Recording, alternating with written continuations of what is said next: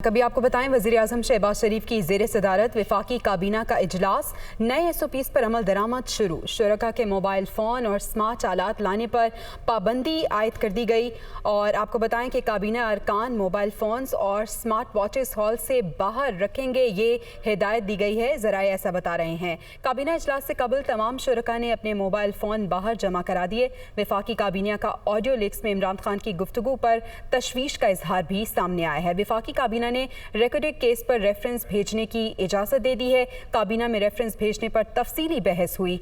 वजारत कानून की तरफ से सदर पाकिस्तान के जरिए सुप्रीम कोर्ट में रेफरेंस दायर किया जाएगा। रिकॉर्डेड पर होने वाले स्टेटमेंट मुआहदे पर सुप्रीम कोर्ट से राय ली जाएगी। ज़राए ऐसा बता रहे हैं। तो आपको बताएं कि इसके साथ साथ PTI दौर में काबीना अरकान के लिए खरीदे गए टैबलेट्स को भी गैर मयारी करार दे दिया गया है और साथ ही साथ कहा गया है कि ये नामुनासिब हैं। काबीना पोर्टल की सिक्योरिटी बेहतर बनाने के लिए 150 जदीद टैबलेट्स खरीदने का फैसला किया गया है। इसी पे बात कर लेते हैं। हमारे साथ मौजूद हैं हमारे नुमाइंदे जावेद बताएगा तफसीलात।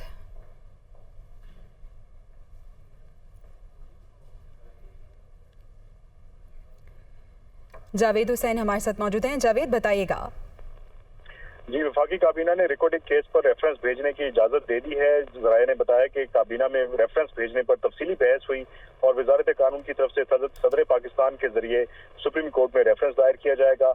रिकॉर्डिंग पर होने वाले सेटलमेंट मुआहदे पर सुप्रीम कोर्ट से राय लेने पर वफाकी हुकूमत ने फैसला किया था, जिस पर समरी वजारत कानून और इंसाफ की जानिब से भिजवाई गई थी, जिसकी मंजूरी दे दी गई है। काबीना ने बिजली की बचत और पैदावार से मुतालिक अमल दरामदी लाहेमल की समरी मौखर कर दी है। और ज़राए ने बताया कि काबीना इजलास में सियासी अमूर और ऑडियो लीक्स पर भी तबादला ख्याल हुआ है और सियासी अमूर और ऑडियो लीक्स पर बहस के दौरान सरकारी हुकाम को इजलास से बाहर भेज दिया गया था। और पहली बार हुआ कि जो SOPs नए इख्तियार किए गए हैं उसके मुताबिक जो है वो तमाम अराकीन और जो हुकाम थे उनको तमाम मोबाइल फोन और स्मार्ट जो आलात थे वो बाहर रखने की हिदायत की गई थी। और इसी इजलास के आगाज पर वज़ीर-ए-आज़म शहबाज शरीफ ने सिर्फ वफाकी वज़रा और काबीना सेक्रेटरीज को इजलास में बैठने की इजाजत दी, बाकी हुकाम को उन्होंने कमरे से बाहर भिजवा दिया था।